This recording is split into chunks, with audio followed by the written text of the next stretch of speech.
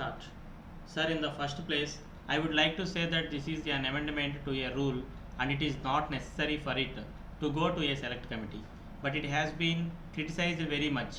At the same time, I am thankful to two honorable members who said that if anybody was making money, it was the busman and that he must be taxed without any increase in the bus fare.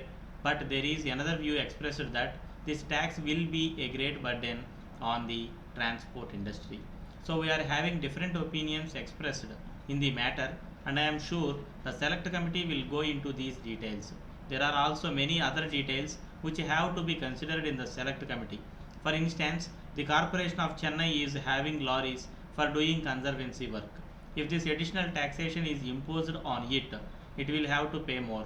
In the same way, there are several municipalities which are having lorries for this purpose, and it must be considered whether it is desirable to collect more amount from them.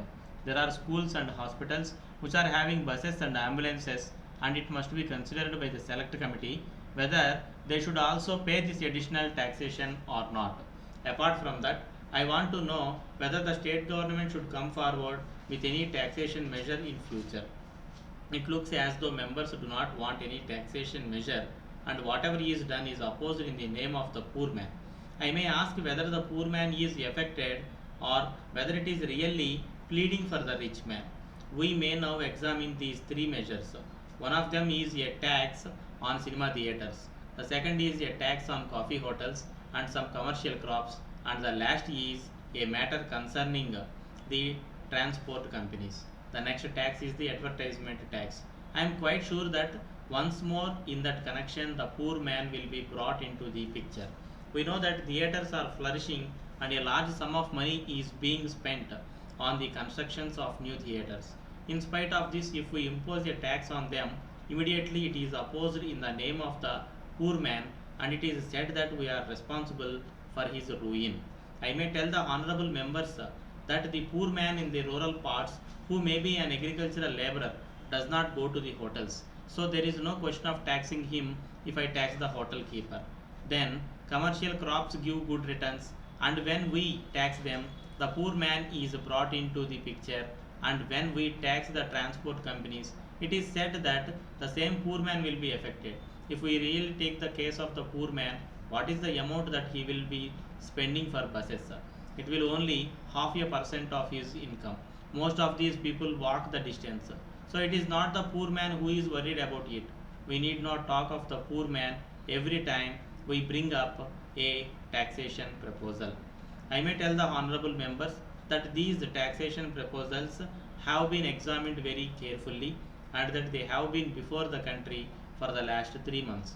We do not see any tendency on the part of the operators to withdraw. On the other hand, there is a rush for permits. It is because they know that in spite of the additional taxation, they will make a decent profit. So it is not right to say that this tax will affect the industry. The question is whether passenger fares should be increased. It may be gone into very carefully. In this connection, I would like to point out that the cost of maintenance has gone up and that wages have increased. I do not want to go into this question in detail. Now, as we can discuss these matters and come to certain conclusions. Then the question was raised about the pleasure cars. So far as this tax is concerned, the original idea was that it should be levied on vehicles running for hire. As a matter of fact, we think that the owner of a pleasure car is a rich man. But at the same time, it is not as if all of these people are rich. The idea was that it should be collected first from a number of people and finally it would be paid by the owners of the vehicle. That is why private cars were excluded in the original amendment of the rules. But if the select committee wants to levy a tax on private cars, that is a matter for it to decide. Then the question of transfer of buses was also raised. I may tell the House that we do not want to recognize it. We have issued necessary instructions in this regard. If the operators do not run the buses, they may surrender their permits so that they may be allotted to somebody else. Otherwise, I think it will be only a national wastage.